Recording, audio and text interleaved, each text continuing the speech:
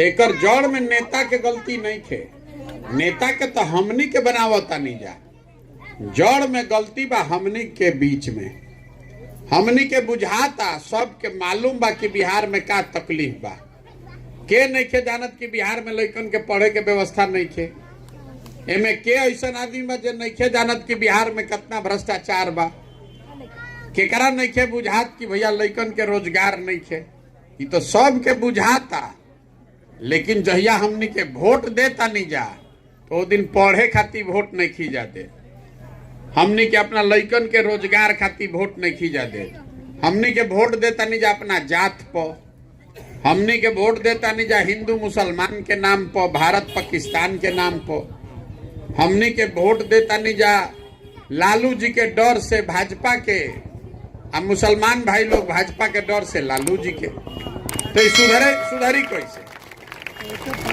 तो हम अभी जो चलल बानी पैदल, एकर एकमात्र लक्ष्य ई बा कि जाके गाँवे गाँव हाथ जोड़ के रुआ के बताई कि देखी 40-50 बरिस में तो रुआ बहुत दल के वोट देनी, नेता के वोट देनी, भाषण सुन के वोट देनी। एक बार हमारा कहला अपन लइकन के चेहरा देख के वोट दी। किसी नेता के कहने पर वोट मत दीजिए। प्रशांत किशोर को भी वोट मत दीजिए। वोट अपने बच्चों के पढ़ाई और रोजगार के लिए दीजिए, तबे सुधर। यही खातिर हाथ जोड़ता नहीं। अपन घर परिवार सब छोड़ के सुबह से शाम तक गाँवे गाँव जाके सबके हाथ जोड़ के तब कहता नहीं कि जेकरा के वोट देवे के बाद दी ही, लेकिन दीजिए बच्चों के पढ़ाई के लिए और रोजगार के लिए। जब तक शिक्षा नहीं होगा, जब तक लोग के नौकरी रोजगार ना हुई, तब तक हमनी के दुर्दशा ना सुधरी। ये बतावे खातिर चलल बानी।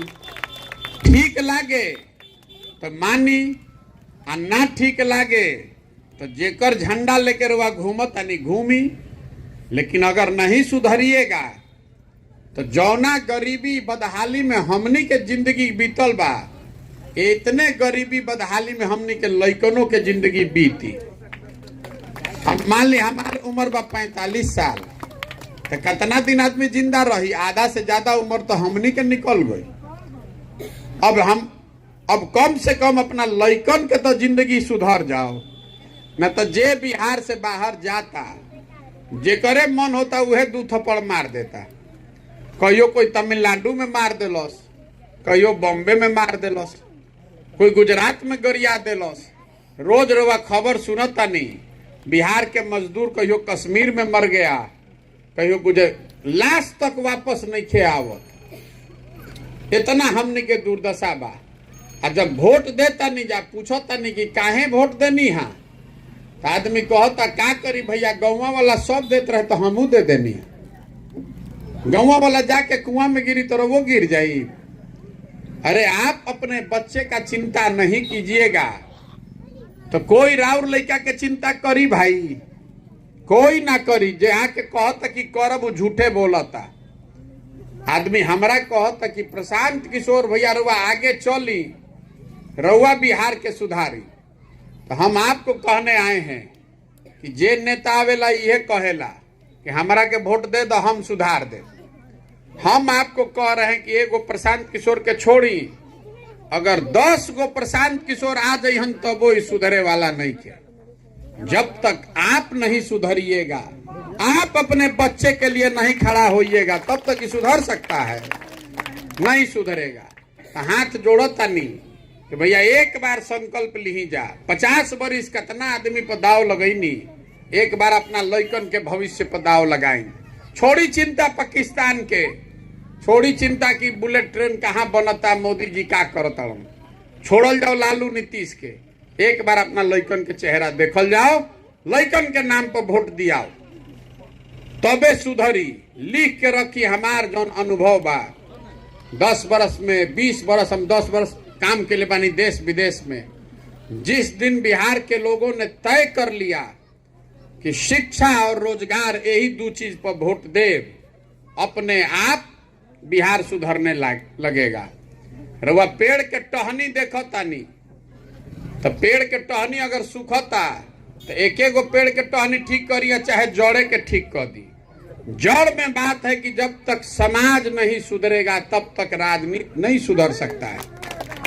हमनी के कहता नहीं जा, गांव में जाके हम जाता नहीं तो आदमी कहता मुखिया जी बड़ा चोरी करता। अरे भाई तोरा 500 रुपया लेके मुखिया जी के वोट दे तो मुखिया जी ईमानदार बनी हम कि चोर रही हम। जब रउए गलती करता नहीं बुझत कि 500 रुपया लेके जरा के वोट देता नहीं, वो मुखिया आई तो चोरी ना करी तो ईमानदारी करी। भैया रउए बुझाए के चाही न कि आज तो 500 रुपया देता मुखिया वोट खाती, लेकिन 1.5 लाख के राउर इंदिरा आवास चल गई हवा खाई।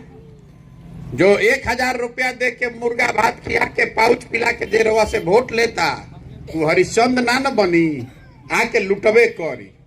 तो गलती हम लोगों में है, आप सुधरिए। हम सब कोई कहता कि नेता हमरा के ठगता, हम रवा के कहे बानी कि नेता आपको ठगिए नहीं रहा है। जिस चीज पर आप वोट दे रहे हैं वो आपको मिल रहा है। हमनी के जात पर वोट देता नहीं जा, तो जात के चर्चा बिहार के गली गली में होता कि नहीं के हो। रवा समोसा खाए जाता नहीं, पकौड़ा खाए जाता नहीं, वो जो जाते के बात होता। हमनी के 5 किलो अनाज पर वोट देले बानी जा, तो कतनो बिहार में चोरी होता तो 4 किलो अनाजवा मिलते बा।